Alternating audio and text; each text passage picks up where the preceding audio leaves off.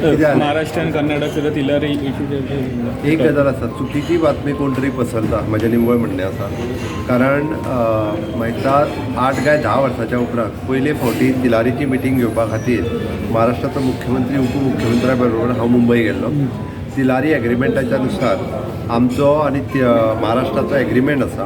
80% उदक तशें आमकां मेळटा तिलारीचें, 20% उदीक महाराष्ट्राक मेळटा.